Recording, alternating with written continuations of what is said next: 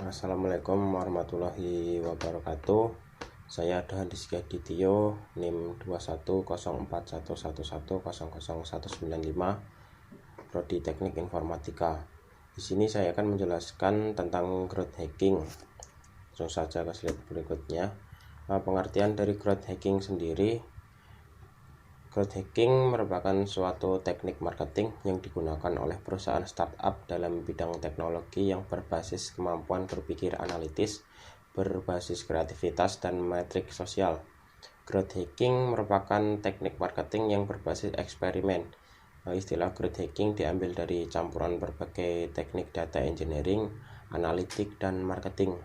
Seorang growth hacker menggunakan kesemua teknik ini secara optimum. Dengan begitu, mereka bisa menemukan cara terinovatif, terefektif, dan tercepat untuk mencapai kesuksesan bisnis startupnya.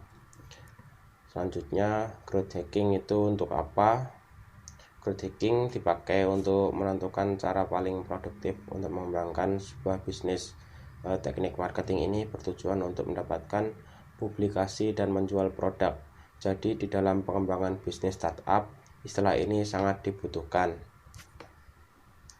Untuk strategi dan taktik sendiri, pada umumnya kata strategi mengacu pada pendekatan jangka panjang atau masa depannya sebuah bisnis startup nanti untuk pertumbuhan suatu bisnis dan tidak sering berubah-ubah. Sedangkan taktik merupakan sebuah implementasi jangka pendek dari strategi dan dapat berubah sesuai dengan informasi atau prioritas baru. Dalam growth hacking sendiri, strategi dibagi menjadi 3, yaitu yang pertama mempromosikan bisnis menggunakan sebuah konten atau pemasaran konten. Yang kedua mempromosikan produk di dalam produk atau pemasaran produk. Yang ketiga membayar kegiatan promosi atau iklan. Untuk selanjutnya, tahapan-tahapan growth hacking. Di dalam growth hacking sendiri ada 5 tahapan funnel yang harus dilewati oleh startup agar bisa mencapai kesuksesan. Yang pertama acquisition, activation, retention, referral, dan revenue, atau biasanya disingkat dengan AARRR. Yang pertama acquisition atau akuisisi. Akuisisi adalah saat pertama kali bisnis dan calon pelanggan Anda melakukan kontak, bisa melalui website atau produk yang Anda jual. Tahap ini sangatlah penting sebab tahap ini bisa mengetahui apakah calon pelanggan tertarik jauh ke bisnis Anda. Maka dari itu, agar tahap ini optimal, harus bisa menjangkau banyak calon pembeli alias memperluas brand awareness. Bagaimana caranya? Alih-alih promosi di berbagai platform, sebaiknya Anda promosi di tempat yang memang ramai dengan calon konsumen. Misal startup Anda menyasar generasi milenial atau Gen Z. Berarti supaya tahap acquisition optimal, promosi yang digunakan yaitu lewat media sosial seperti Instagram atau TikTok yang mayoritas penggunanya adalah anak muda. Untuk tahapan yang kedua yaitu activation. Activation merupakan langkah kedua pada growth hacking yang ditandai dengan pelanggan yang mulai menggunakan produk atau layanan. Jadi jika acquisition adalah proses menarik calon pelanggan, activation adalah proses menjadikan pelanggan menjadi pelanggan tetap atau menjadi pelanggan untuk pertama kali. Nah, banyaknya jumlah konsumen yang menjadi pelanggan ini disebut dengan conversion rate. Dan merupakan tahap yang agak tricky sebab walaupun sudah promosi di tempat yang tepat, banyak calon konsumen yang masih ragu terhadap startup baru. Mulai dari tulis dengan kalimat perintah, menyebutkan manfaat, hingga tempatkan di posisi yang tepat. Manfaat pop-up adalah sebuah form yang muncul saat pengunjung menjelajah website. Permudah pengunjung menghubungi Anda. Pasti pengunjung akan bertanya dan mengkonfirmasi banyak hal kepada Anda sebelum melakukan pembelian. Maka dari itu permudah mereka untuk melakukan. Caranya dengan memasang live chat di website atau mencantumkan alamat email atau nomor telepon dan menyediakan form pertanyaan. Tahap yang ketiga yaitu retention. Setelah berhasil mendapatkan pelanggan pada tahap activation, saatnya menjadikan mereka sebagai pelanggan tetap di tahapan retention. Maka dari itu, Anda harus mencoba memastikan bahwa pelanggan Anda tak hanya menggunakan produk dan layanan ini sekali saja, namun bisa berkali-kali dan menjadi pelanggan tetap di waktu mendatang. Bagaimana caranya? Yang pertama, berikan promosi terbatas di pembelian selanjutnya, misal diskon tambahan atau gratis ongkir. Yang kedua, buat pelanggan Anda merasa spesial, mulai dari mengirim email ucapan terima kasih setelah membeli produk Anda, memberikan voucher khusus, dan lain-lain. Tahap yang keempat yaitu referral. Referral ada tahap di mana pelanggan tetap mempromosikan produk atau layanan ke orang-orang lain, umumnya melalui strategi yang disebut promosi dari mulut ke mulut. Strategi ini sangatlah ampuh dan mampu membantu pertumbuhan bisnis dengan cepat. Nah, untuk mendorong pelanggan tetap Anda melakukan promosi ke orang lain, Anda berikan bonus setiap mereka berhasil mengajak orang lain, misalkan diskon khusus, cashback, atau yang lainnya. Yang kelima yaitu revenue. Nah, tahap terakhir dari growth hacking ini adalah pendapatan. Jika 4 tahap di atas berjalan dengan lancar, akan mulai mendapatkan pendapatan dan bisa gunakan untuk mengembangkan startup lebih jauh lagi. Sayangnya banyak startup yang gagal ke tahap ini karena banyak alasan.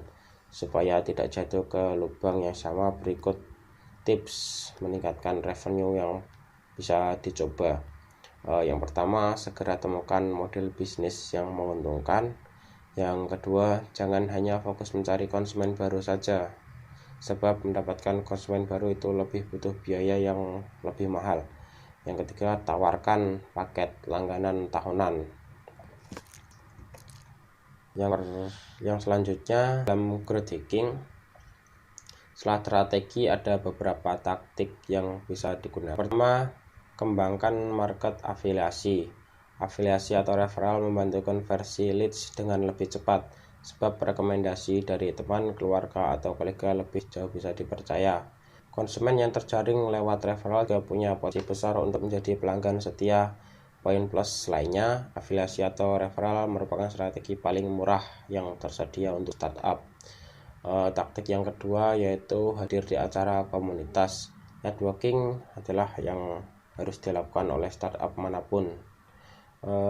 Menghadiri acara komunitas tak cuma membuat Anda belajar dari orang-orang terbaik. Di acara itu pula Anda bisa terhubung dengan orang-orang yang sudah berpengalaman di bidangnya.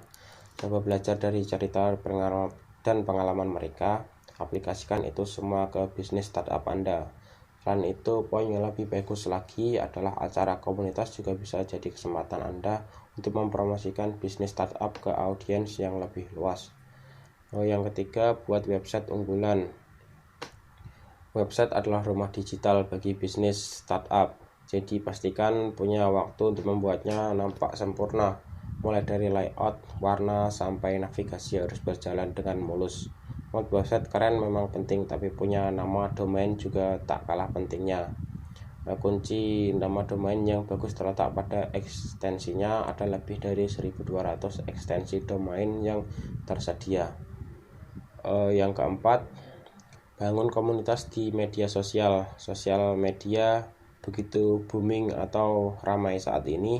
Ada banyak brand dan startup yang berusaha meningkatkan popularitasnya di media sosial. Ini dilakukan demi bisa berpromosi, berjualan, berinteraksi, atau mendapatkan feedback dari konsumen. Namun, tak ada jalan pintas bagi media sosial. Untuk berjaya di platform satu ini butuh komitmen dan dedikasi, baik itu urusan membuat konten yang tepat maupun juga mendapatkan audiens yang sesuai harapan. Yang keenam, kirim bonusan kirim bonusan ke pelanggan. Ada banyak manfaat dari strategi ini. Produk gratisan atau bingkisan personal bisa mendapatkan nilai plus di mata pelanggan. Hal semacam itu mereka merasa diapresiasi dan dihargai.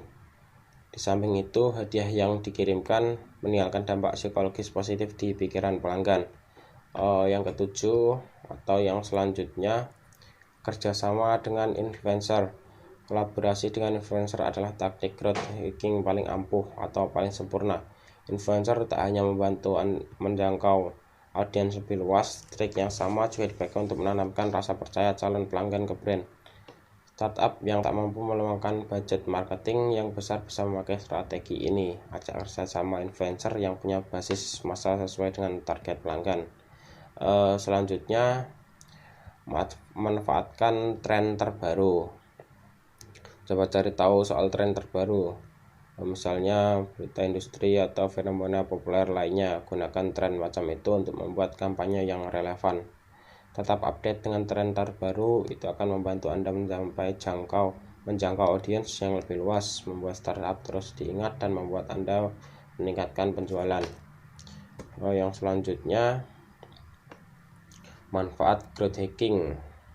Ada beberapa manfaat dari growth hacking yang perlu diketahui. Yang pertama, ROI yang terbukti atau return of investment. Manfaat dari penggunaan growth hacking yang pertama adalah ROI. Dengan menggunakan data untuk menginformasikan setiap keputusan yang telah dibuat dan melacak kinerja peretasan secara akurat, dapat dengan mudah melihat strategi peretasan pertumbuhan, mana yang berkinerja seperti yang diharapkan dan mana yang bekerja sesuai yang tidak diharapkan. Bertekunlah dengan orang-orang yang menunjukkan janji untuk akuisisi pelanggan dan buang orang-orang yang tidak melakukannya. Manfaat yang kedua yaitu berbiaya rendah. Sesuai sifatnya, peretasan pertumbuhan atau growth hacking ini dirancang untuk menggunakan sumber daya apapun yang dimiliki dengan cara ekonomis. Hal ini berarti menggunakan taktik seperti memastikan halaman, arahan, meningkatkan praktek terbaik untuk mendapatkan peringkat tinggi di mesin pencari untuk keyword. Selain itu juga seperti menulis konten yang dampaknya seperti studi kasus untuk kemudian lakukan sharing secara luas di saluran media sosial, terutama taktik yang bagus. Yang ketiga, sumber daya yang rendah. Manfaat growth hacking yang terakhir ini sering dikembangkan dan diimplementasikan oleh satu tim di sebuah produk atau teknik dan tidak memerlukan seluruh tim pemasaran untuk mengeksekusi. Yang selanjutnya atau yang terakhir, contoh penggunaan growth hacking yang terkenal. Yang pertama ada Hotmail. Pertama kali diluncurkan pada tahun 1996 dan mengalami pertumbuhan yang lambat walaupun telah digunakan media iklan konvensional seperti poster, billboard, bahkan radio.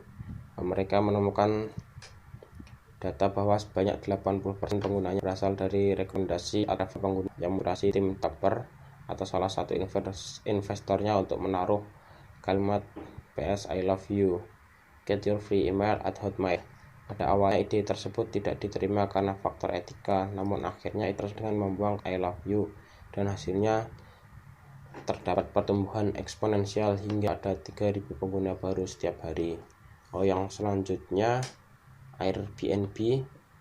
Bagi travelers pasti tak lagi dengan Airbnb yang menawarkan penginapan di bagian sudut kota. Airbnb menggunakan cara growth hacking yang tidak sembarang marketer dapat melakukannya. Di awal pembentukan Airbnb, para founder menyadari bahwa banyak orang yang mencari penginapan atau situs jual beli Craigslist. Mereka membuat sebuah sistem yang memungkinkan pengguna Airbnb untuk memasangkan iklan di Craigslist.org yang telah memberikan lebih dari 10 juta pengguna. Kemudahan yang diberikan Airbnb tersebut kepada penggunanya secara tidak langsung menguntungkan Airbnb. Dengan semakin banyak pengguna Craigslist yang melihat iklan Airbnb, maka akan semakin banyak pula penggunaan Airbnb. Yang contoh yang terakhir yaitu Dropbox, merupakan salah satu layanan penyimpanan online terbesar di dunia. Dulu Dropbox juga menerapkan strategi growth hacking untuk memperbanyak penggunanya. Dropbox menawarkan tambahan penyimpanan gratis bagi penggunanya yang memasukkan akun Twitter atau Facebook, lalu membuat postingan terkait Dropbox. Secara tidak langsung, pengguna mempromosikan Dropbox dengan cuma-cuma ke media sosialnya. Sekian dari penjelasan saya. Apabila ada salah kata, saya mohon maaf. Wassalamualaikum warahmatullahi wabarakatuh.